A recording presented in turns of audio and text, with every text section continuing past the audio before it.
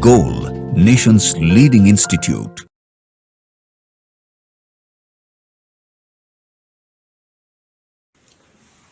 Hello students, I am Manjul Mank.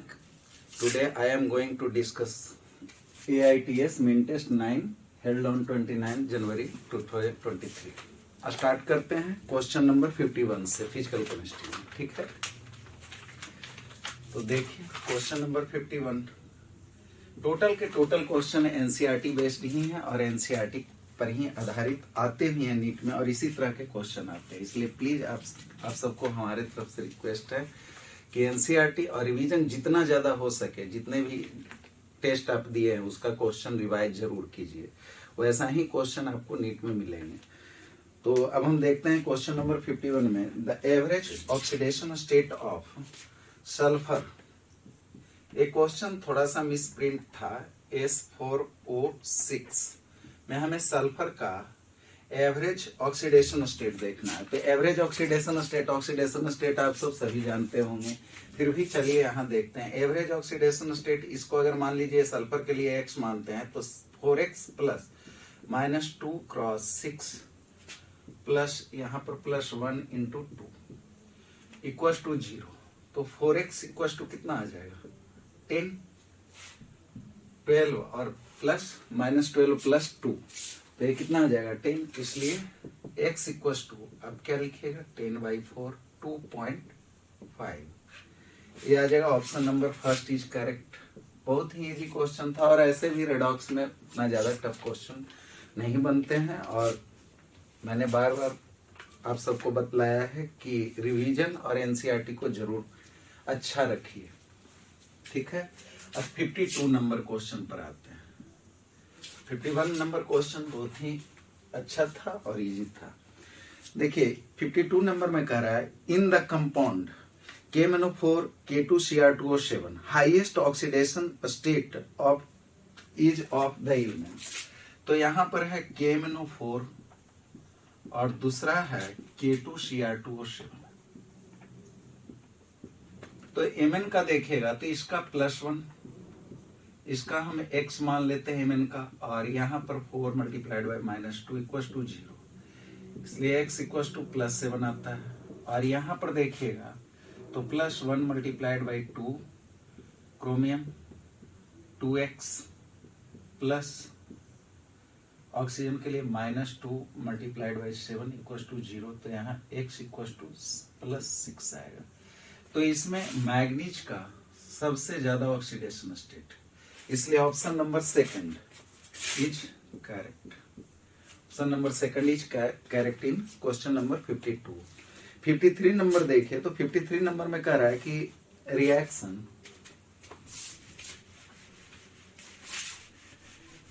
तो आप सबको खास करके रेडॉक्स रिएक्शन और सरफेस केमिस्ट्री में ऐसा ही क्वेश्चन आते हैं, बहुत ज्यादा टफ नहीं आते हैं, और मुझे पूरा उम्मीद है कि आप सबको ये अच्छा लगेगा, अच्छा तरह से आप बनाए भी होंगे। 53 नंबर में देखिए तो कह रहा है कि 2H2O लिक्विड हिट करने पर 2H2 प्लस O2, ठीक है, एक गैस और एक गैस बना रहा है। तो ये क्वेश्चन को देखने से ही पता चल रहा है कि एक कंपाउंड टूट कर दो कंपाउंड में दो मॉलिक्यूल बना रहे हैं, या दो कंपाउंड भी कह सकते हैं, तो इसमें मॉलिक्यूलर फॉर्म में है। तो ये क्या है डिकम्पोजिशन रिएक्शन, जहां पर वाटर टूट रहा है और क्या बना रहा है H2 और O2। अब यहाँ पर एडिशन रिएक्शन क्या होता है, जिसमें छोटे छोटे दो मॉलिक्यूल जुटकर एक बड़ा मॉलिक्यूल का, एक ही मॉलिक्यूल का निर्माण करेगा, ठीक है। दो या दो से अधिक मॉलिक्यूल मिलकर एक मॉलिक्यूल का निर्माण करेगा, तो एडिशन तो है नहीं। डिकम्पोजिशन रिएक्शन करेक्ट ऑप्शन है। डिस्प्लेसमेंट रिएक्शन भी नहीं है, क्योंकि इसमें एक ऑक्सीडेशन डिस्प्लेसमेंट में आप सीधे आप देखिए कि डिस्प्ले जैसे ए रहता है जिंक प्लस CuSO4, तो यहाँ होता है Cu प्लस जिंक सल्फेट। तो ये डिस्प्लेसमेंट रिएक्शन का एग्जांपल है, क्योंकि यहाँ मेटल डिस्प्लेस कर दे रहा है, लेकिन यहाँ डिस्प्लेसमेंट भी नहीं है। तो ऑप्शन नंबर, ऐसे भी ये बहुत इजी क्वेश्चन था, डिकम्पोजिशन रिएक्शन इसका सही आंसर है। अब 54 नंबर में हम आते हैं। 54 नंबर क्या कह रहा है, in the redox reaction X KMnO4 plus NH3 ये बना रहा है बाई KNO3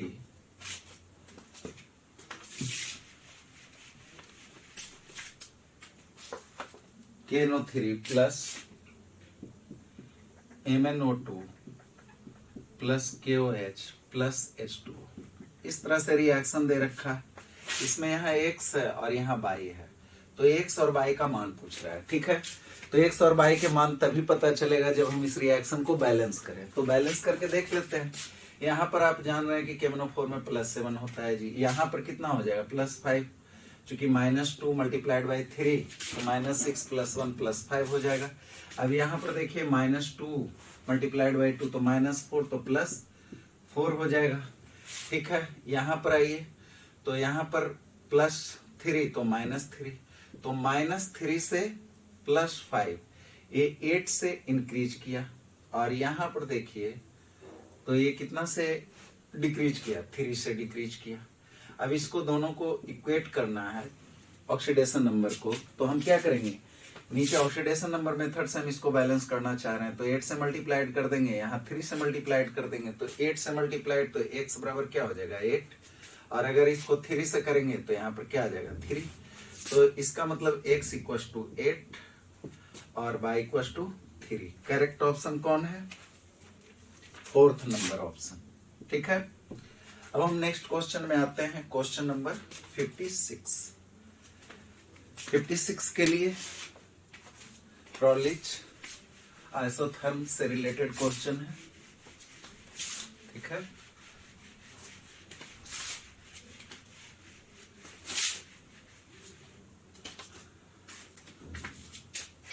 $56 नंबर क्वेश्चन हम देख रहे हैं। करा among the following which curve is in accordance with Froelich isotherm adsorption isotherm। तो Froelich adsorption isotherm में क्या होता है कि x ग्राम ऑफ एडजॉर्बेंट है, वो अगर m ग्राम ऑफ एडजॉर्बेंट में डिजॉर्ब इंटैक्ट करता है, एडजॉर्ब होता है, वो डायरेक्टली प्रोपोर्शनल होता है pressure to the power 1/n, जहां पर 1/n का मान कितना होता है 0 और 1 के 0 to 1 के बीच, इन बिटवीन 0 and 1 के बीच, means n is greater than 1 होना चाहिए। ठीक है, तो अब ये एक तरह से 1/n क्या है, कांस्टेंट। क्या है, कांस्टेंट। तो हम ब्रॉडलिच आइसोथर्म से हमें जानते हैं x/m बराबर हम क्या लिख सकते हैं, k × p के पावर 1/n। ठीक है, अब k × p के पावर 1/n देखे तो इसमें अगर आप taking log both side,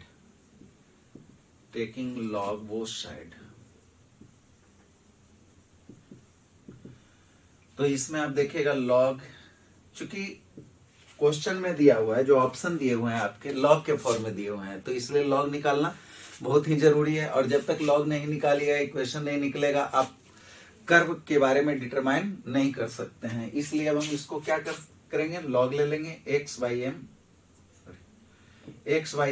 equal to log k plus 1/n log p। Clear.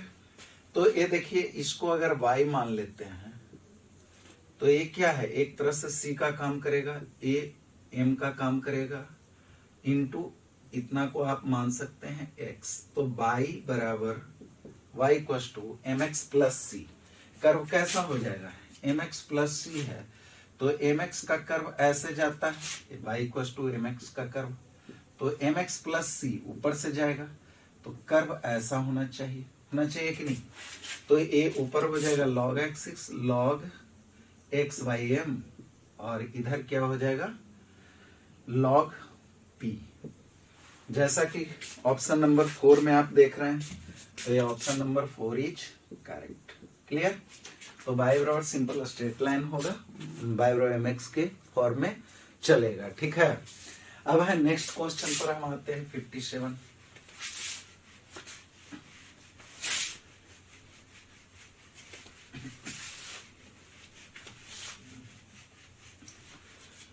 तो 57 नंबर क्वेश्चन में कह रहा है कि which of the following related to adsorption। Adsorption से रिलेटेड क्या है?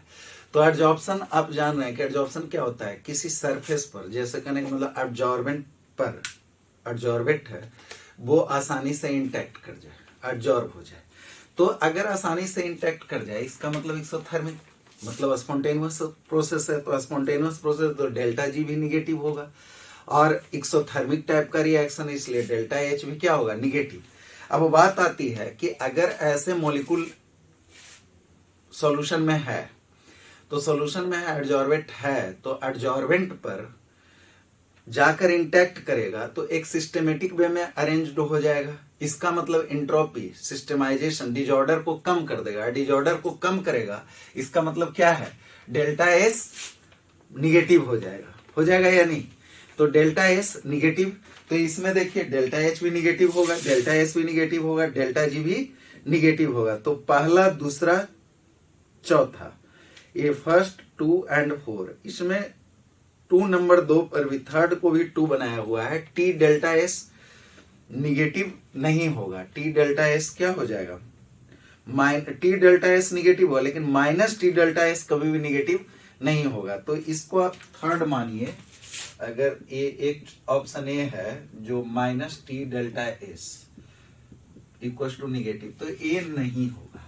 हाँ, टी डेल्टा एस निगेटिव रहता तो ये हो सकता था, लेकिन डेल्टा जी 57 नंबर क्वेश्चन, यहाँ पर एडजॉर्प्शन में अगर देखिएगा तो एडजॉर्प्शन में आप ये जान लीजिए कि एक्सोथर्मिक प्रोसेस होता है इसलिए डेल्टा एच निगेटिव होगा, डेल्टा जी स्पॉन्टेनियस प्रोसेस है इसलिए निगेटिव होगा, और डेल्टा एस चूंकि रैंडमनेस को कम कर रहा है, जो एडजॉर्बेंट मॉलिक्यूल यूं ही सॉल्यूशन में आसानी से इधर से उधर हो रहा है, वो इंटैक्ट जब हो जाएगा तो उसमें क्या होगा, एक ऑर्डर्ड फॉर्म में आएगा। तो degree of randomness is called entropy.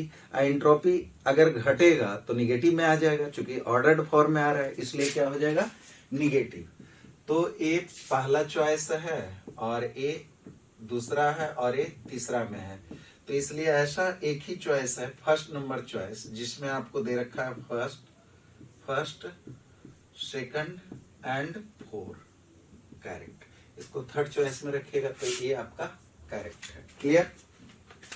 अब आते हैं N example of dispersion of liquid in a gas. Question number 58 के बारे में हम देख रहे हैं, 58 नंबर क्वेश्चन।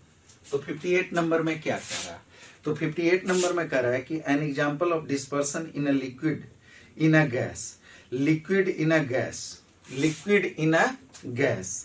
तो liquid in a gas means aerosol, तो एरोसोल इसमें मिल्क, मिल्क के बारे में देखिएगा तो मिल्क में क्या होता है, लिक्विड लिक्विड ही इमल्सन रहता है, इमल्सन के फॉर्म में रहता है मिल्क, इमल्सन का ही एग्जाम्पल है, लिक्विड लिक्विड फेज में दोनों रहता है। जैसे उसमें वाटर या मान लीजिए मिल्क में जो और भी मटेरियल्स हैं वो लिक्विड फॉर्म में ही रहते हैं। फोम, फोम की बात करें तो गैस इन सॉलिड आप कह सकते हैं, गैसेस सॉलिड मेनली सॉलिड होता है और उसमें बीच बीच में गैस इंटैक्टेड होते हैं, तो ये सॉलिड सॉल के रूप में। वेजिटेबल ऑयल, तो वेजिटेबल ऑयल प्योर सब्सटेंस में आ जाता है। तो मिस्ट, मिस्ट ऐसे भी मिस्ट है लिक्विड इन गैस, तो लिक्विड इन गैस एरोसोल में क्या ऑप्शन हो जाएगा, तो 58 का 4 मिस्ट।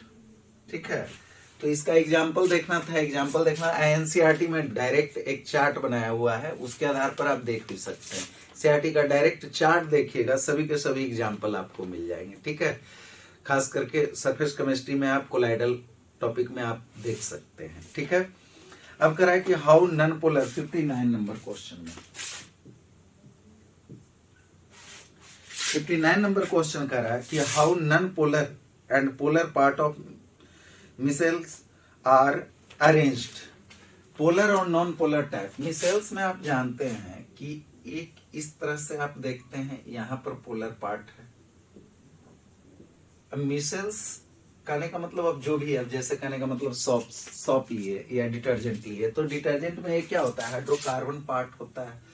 यहां पर आप मानकर चलिए कि ये कार्बोक्सिलेट आयन होता है, CO- तो ये क्या होता है, पोलर पार्ट, और ये क्या होता है, हाइड्रोकार्बन पार्ट, हाइड्रोकार्बन होता है। तो हाइड्रोकार्बन क्या होता है, non polar.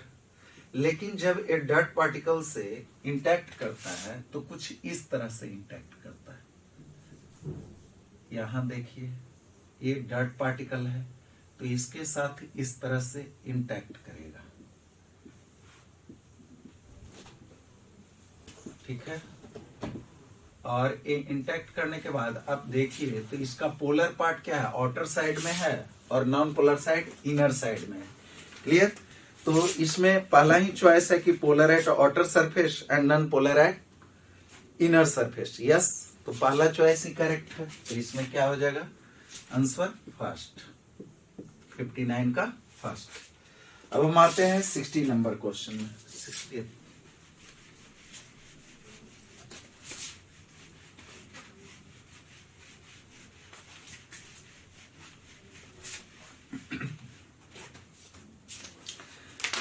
68th number question में करा कि which of the following is not true about the emulsion. Emulsion के बारे में क्या सही है क्या गलत है। तो इमल्सन तो आप जानते ही हैं कि लिक्विड लिक्विड सॉल्यूशन के फॉर्म में रहता है, लिक्विड लिक्विड सॉल्व होता है। तो अब ये कह रहा है कि emulsion can be broken into constituent liquid bye it. कौन करेक्ट नहीं है, मतलब करेक्ट है वो तो आप देख सकते हैं, करेक्ट नहीं है ये सिलेक्ट करना है। निगेटिव सेंस में क्वेश्चन दिया है। तो कह रहा है कि emulsion can be broken into constituent liquid by heating और फ्रीजिंग। यस, हो सकता है, ऐसा नहीं है कि नहीं होगा। जैसे water in oil, oil in water अगर आप लेते हैं उसको ज्यादा देर के लिए फ्रीजिंग या हीटिंग कीजिएगा तो वो अलग अलग हो जाएगा, ठीक है। तो ये ब्रोकन टूट सकता है। अब यहाँ पर है emulsion of oil in water is generally unstable. Emulsion in oil in water, हाँ स्टेबल तो होता है, स्टेबल ज्यादा नहीं रहता है। अब है emulsion do not show the Tyndall effect. नहीं, टिंडल इफेक्ट शो करता है। इमल्सन टिंडल इफेक्ट शो करता है, क्लोइडल सॉल्यूशन टिंडल इफेक्ट शो करता है। तो इसलिए यहाँ पर थर्ड ऑप्शन ही गलत होने का चांस है। फोर्थ क्या है देख लेते हैं। दे show Brownian motion. Yes, Brownian motion भी शो करेगा। तो इसमें थर्ड ऑप्शन ही करेक्ट है। तो करेक्ट मीन्स इनकरेक्ट है, इनकरेक्ट ही हमें चूज करना है, इसलिए थर्ड, ठीक है। तो इमल्सन भी टिंडल इफेक्ट शो करता है, जबकि इसमें लिखा हुआ है नॉट शो टिंडल इफेक्ट, ठीक है। अब 61 नंबर क्वेश्चन में देखते हैं। 61 में 61 क्वेश्चन कह रहा है कि इज ब्लैंक है, फिर कह रहा है is a silver sol used as an eye lotion, fill the blanks with the appropriate answer। Amytal, फिर आर्जिरोल। आर्जिरोल अर्जेंटम से कुछ रिलेटेड है, अर्जेंटम से रिलेटेड है। तो अर्जेंटम मतलब ये आप कह सकते हैं सिल्वर सॉल हो सकता है। अमाइटल मुश्किल है। सिप्रोफ्लॉक्सासिन ये भी नहीं हो सकता है। तो इसमें ऑप्शन नंबर 2 ही करेक्ट है। ऐसे ये आपके एनसीईआरटी बुक में भी दिया हुआ है। अगर आप देखिएगा कि यूजेज ऑफ या application of colloidal sol, colloidal particles, तो उसमें आर्जिरोल के बारे में लिखा हुआ है। आई लोशन के लिए हम यूज करते हैं। और दूसरा कोलाइडल एंटीमनी की बात है तो ये किसमें यूज होता है, कालाजार में। और कोलाइडल गोल्ड की बात है तो इंट्रामस्कुलर इंजेक्शन में, ठीक है। और मिल्क ऑफ मैग्नीशिया के बारे में भी लिखा है यूज फॉर स्टोमक डिजॉर्डर में। तो ये आपके एनसीईआरटी के लाइन से ही क्वेश्चन है और आपको आना भी चाहिए, चूंकि ये आया हुआ है, पहले क्वेश्चन में आ चुके हैं नीट में। तो ये आपको एनसीईआरटी के बुक से, और इसमें जो हमने डिस्कस किया कि आर्जिरोल है जो आई लोशन में यूज हुआ, कोलाइडल एंटीमनी फिर से हम रिवाइज करा देते हैं कालाजार में, कोलाइडल गोल्ड इंट्रामस्कुलर इंजेक्शन में यूज होता है, और milk of magnesia stomach disorder में, ठीक है। आप एक बार पढ़ लीजिएगा एनसीईआरटी, सभी पता चल जाएगा, ठीक है। 62 नंबर में देखते हैं। अब करा कि zeta potential is related to which of the following property, which properties of colloid. तो जीटा पोटेंशियल क्या होता है, जैसे स्टैटिक फेज जैसे दो फेज कोलाइडल पार्टिकल में अगर देखिएगा, जैसे मान लीजिए positively colloid solution, positively colloidal solution और नेगेटिवली कोलाइडल सॉल्यूशन की बात करते हैं। जैसे हम एक simply AgI negatively colloidal solution की बात करते हैं, तो AgI में आप देखिएगा कि यहाँ पर आपका I माइनस आ जाता है। ये अगर मान लीजिए कि सॉल्यूशन सॉलिड है जो कि कोलाइडल सॉलिड है, अब इसके आगे यहाँ पर I माइनस इंटैक्ट हो जाएगा, I माइनस। अब इसके जस्ट बाद Ag प्लस I माइनस के साथ इंटैक्ट होना चाहेगा, Ag plus Ag plus Ag plus Ag plus Ag plus. तो ये क्या है, फिक्स्ड है, ये फिक्स्ड एक दूसरे से फिक्स्ड लेयर है और एक डिफ्यूज लेयर इसके बाद एग्रीगेट होगा, I minus Ag plus I minus Ag plus I minus Ag plus I minus Ag plus. दोनों तरह के पार्टिकल इंटैक्ट होते जाएंगे, Ag प्लस। तो इस ए लेयर क्या है, डिफ्यूज लेयर है।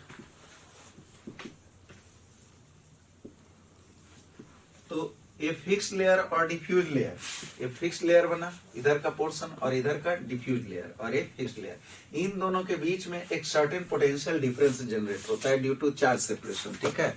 जिसके कारण इसे हम क्या कहते हैं, इन दोनों के बीच में जो पोटेंशियल जनरेट हुआ that is called zeta potential, ठीक है। तो जीटा पोटेंशियल क्या है, charge on the surface of colloidal particle, yes, option number 3। तो ये किससे रिलेटेड है, जीटा पोटेंशियल किससे रिलेटेड है, charge on the surface of colloidal particle से। चूंकि कलर टिंडल इफेक्ट इसमें नहीं आता है, इसमें हो जाएगा ऑप्शन नंबर 3 क्लियर, ठीक है। अब नेक्स्ट क्वेश्चन आता है 63, या इसको इलेक्ट्रोकाइनेटिक पोटेंशियल भी कहते हैं, ठीक है। तो जीटा पोटेंशियल या इलेक्ट्रोकाइनेटिक पोटेंशियल। अब हम आते हैं 63 नंबर क्वेश्चन में।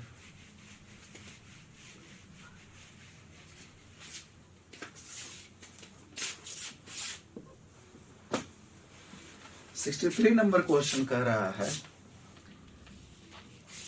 कि in the Freundlich adsorption isotherm at moderate pressure the extent of adsorption x by m is directly proportional to p to the power x, the value of x is।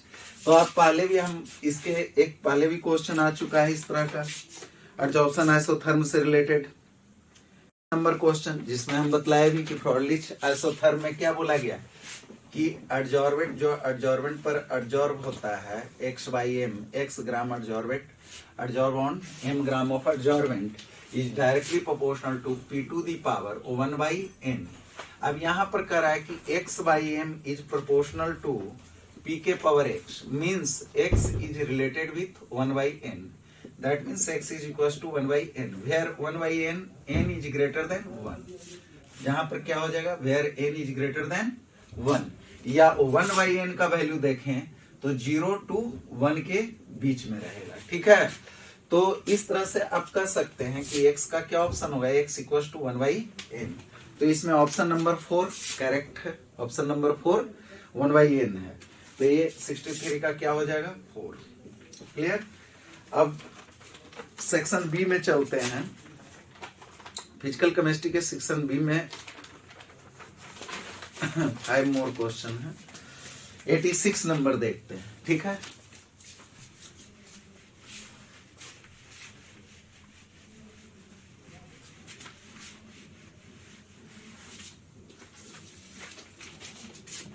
तो 86 number में क्या पूछ रहा है जी, कह रहा है which of the following reaction involves disproportionation. Disproportionation reaction किसे कहेंगे, जो कि ऑक्सीडाइज भी हो, एक ही कंपाउंड से दो मॉलिक्यूल बने या दो कंपाउंड बने जो प्रोडक्ट में, और एक ऑक्सीडाइज्ड हो जाए और एक रिड्यूस्ड हो जाए। तो ऑक्सीडाइज्ड और रिड्यूस्ड, अब इसमें देखिए कि जिसका मिडिल ऑक्सीडेशन स्टेट होगा वो अपने हाईएस्ट ऑक्सीडेशन स्टेट पर भी जा सकता है, अपने लोएस्ट ऑक्सीडेशन स्टेट पर भी जा सकता है। जो मैक्सिमम है वो हमेशा मिनिमम में जाएगा, मीन्स क्या होगा, रिडक्शन होगा उसका। और अगर मिनिमम में है तो मैक्सिमम में जा सकता है, किसी बीच इंटरमीडिएट ऑक्सीडेशन स्टेट में जा सकता है, तो उसको हम क्या बोलेंगे, ऑक्सीडेशन हो रहा है, इंक्रीज इन ऑक्सीडेशन नंबर और डिक्रीज इन ऑक्सीडेशन नंबर तो रिडक्शन, लेकिन दोनों हो रहा है, इसका मतलब इंटरमीडिएट ऑक्सीडेशन लेवल होना चाहिए। तो इसमें आपको 86 नंबर के ऑप्शन 1 में देखिए तो बीच ऑफ द फॉलोइंग रिएक्शन डिस्प्रोपोर्शनल, तो ऑप्शन 1 देखिएगा तो 2H2SO4 प्लस कॉपर, ए बना रहा है copper sulphate plus 2H2 plus SO2।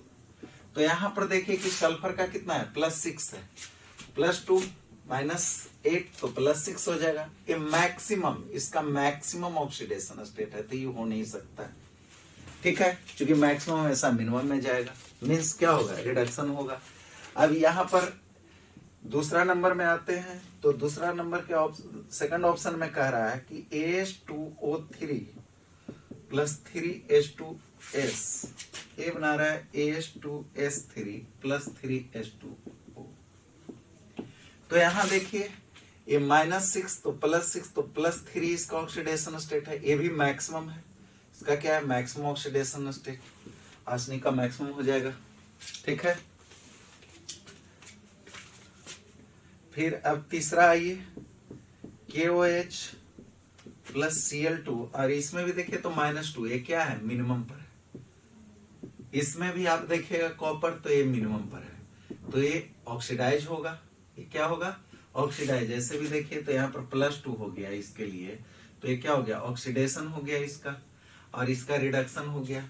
तो ऑक्सीडाइज एक ही कंपाउंड तो दोनों चीज नहीं कर रहा है, लेकिन अगर थर्ड ऑप्शन में देखिए, थर्ड ऑप्शन करेक्ट है, KCl plus KOCl plus H2, तो इसमें KOH पर तो ध्यान दे भी नहीं सकते, क्योंकि ना K का ऑक्सीडेशन नंबर चेंज करे, इसका भी +1, यहाँ भी +1, O का -2, यहाँ भी -2, यहाँ भी -2, तो इसलिए ये तो चलेगा नहीं, ठीक है।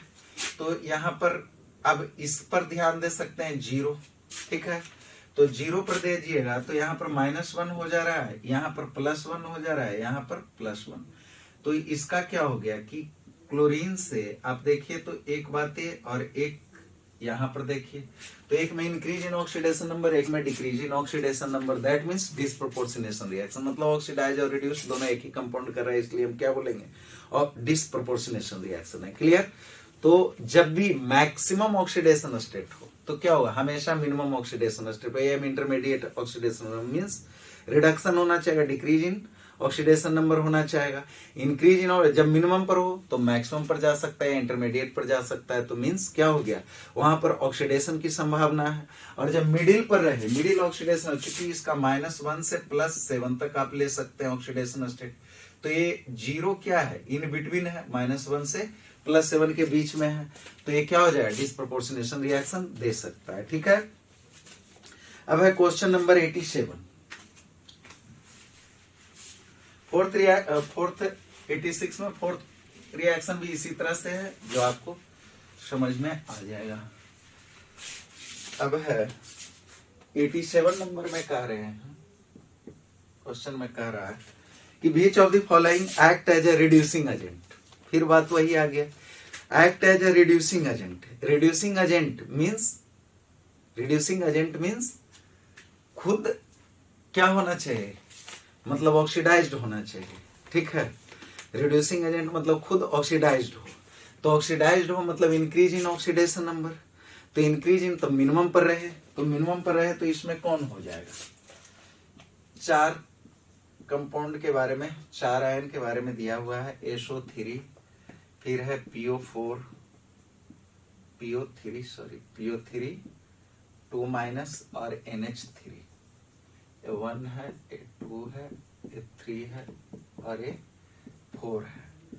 तो यहाँ पर 4 कंपाउंड में दिया है, तो 4 कंपाउंड में देखिए इसका +5 है, चूंकि -2 मल्टीप्लाइड बाई 4 -8 +5 -3 हो जाएगा, ठीक है। इसमें देखिए तो -2 मल्टीप्लाइड बाई 3 तो -6 और ये +6 पर आ जाएगा, तो ये भी मैक्सिमम पर है अपना, ये भी मैक्सिमम पर है। यहाँ पर आइए तो यहाँ पर है -2 मल्टीप्लाइड बाई 3 -6, तो यहाँ पर क्या हो जाएगा +4। अब ये इंटरमीडिएट पर है, मैक्सिमम तो +5 होना चाहिए, लेकिन है क्या +4 पर, तो ये हो सकता है कि ये ऑक्सीडाइज करे, +4 से +5 पर जाए, ठीक है। तो ऑक्सीडेशन हो सके मीन्स रिड्यूसिंग एजेंट जैसा एक्ट कर सकता है। अब फोर्थ में आइए, तो यहां पर है -3 आ जाएगा, क्योंकि +1 मल्टीप्लाइड बाई 3 और -3, तो -3, तो ये अपना मैक्सिमम ऑक्सीडेशन स्टेट पर जा सकता है, +5 पर जा सकता है, और भी कोई अदर स्टेट +3 पर भी जा सकता है, ठीक है। तो कहने का मतलब ए 3rd और 4 दोनों के दोनों हो सकता है। तो ऑप्शन नंबर 4 जो कह रहा है कि 3rd एंड 4 है जो act as a reducing agent कर सकता है, तो इसका मतलब ऑप्शन नंबर 4 इज करेक्ट। अब करा 88 नंबर क्वेश्चन में, 88 में हम देखते हैं, 88 नंबर क्वेश्चन में कह रहा है कि मैच कॉलम 1 एंड कॉलम 2, ठीक है।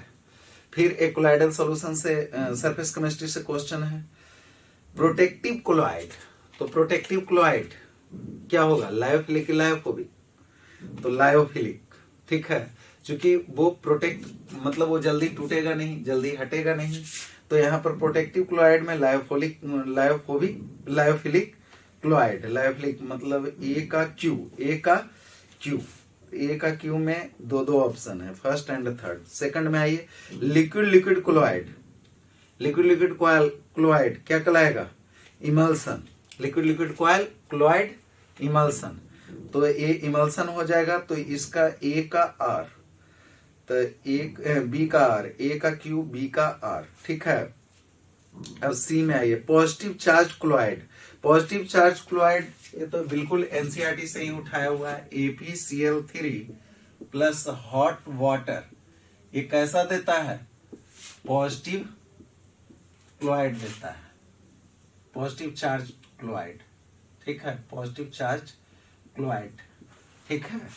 तो इसमें कौन हो जाएगा, एस, सी का एस और डी का negatively charge chloride, FeCl3 plus NaOH, yes, FeCl3 ये क्या हो जाएगा, FeCl3 प्लस NaOH, यहां से साफ पता चल रहा है कि OH माइनस देगा, ये तो न्यूट्रल था, वाटर क्या है, न्यूट्रल, तो ये पॉजिटिव के अलावा कुछ हो ही नहीं सकता है, क्योंकि आयरन ही आएगा बाद में, आयरन के मॉलिक्यूल आएंगे, इंटैक्ट होंगे, जो स्टेशनरी स्टेज है, जो स्टैटिक स्टेज है, तो फिक्स्ड स्टेज है, तो उसमें आपको क्लोराइड क्या होंगे कि OH माइनस इसमें आ जाएंगे, तो ये नेगेटिव क्लोराइड है, तो ऑप्शन नंबर आपका 3 इज करेक्ट। तो यहां पर आप क्या कर सकते हैं, ए के लिए Q, बी के लिए R और सी के लिए S और डी के लिए P, option number 3 is correct. Clear. अब हम आते हैं क्वेश्चन नंबर 89 में। 89 क्वेश्चन असर्शन रीजनिंग से है। स्टेटमेंट 1 करा the enthalpy of physi adsorption is greater than chemi adsorption. Physi adsorption से enthalpy greater than chemi adsorption, ये तो बिल्कुल गलत ऑप्शन, गलत असर्शन है। स्टेटमेंट 1 इज 100% रॉन्ग, क्योंकि आप यहाँ पर देख सकते हैं enthalpy of physi adsorption, physi adsorption van der Waals forces से इंटरेक्टेड होता है, जबकि केमी एडजॉर्प्शन केमिकल बॉन्ड से। तो जब वैन डर वाल्स फोर्सेस से होगा तो उतना एनर्जी तो रहेगा नहीं, और इसमें कह रखा है कि ग्रेटर देन केमी एडजॉर्प्शन, इसका मतलब स्टेटमेंट क्या है, रॉन्ग है। अब दूसरा स्टेटमेंट है molecule of adsorbent and adsorbent are held by van der Waals force in chemi adsorption. केमी एडजॉर्प्शन में वैन डर वाल्स फोर्स कभी नहीं हो सकता है, इसमें केमिकल बॉन्डिंग बन जाती है, तो ये फिजी एडजॉर्प्शन में हो सकता था। And by chemical bond in physi adsorption, just उल्टा दे दिया है, इसका मतलब स्टेटमेंट 2 इज ऑल्सो रॉन्ग। तो फर्स्ट एंड सेकंड दोनों स्टेटमेंट इज रॉन्ग, तो both statement 1 and 2 is incorrect. तो ऑप्शन नंबर 2, 89 का ऑप्शन नंबर क्या हो जाएगा, 2। Clear. Both statement are wrong, क्योंकि आप जानते हैं फिजी एडजॉर्प्शन में क्या होता है, वैन डर वाल्स फोर्स से इंटरेक्शन होता है, ठीक है। अब है क्वेश्चन नंबर 90।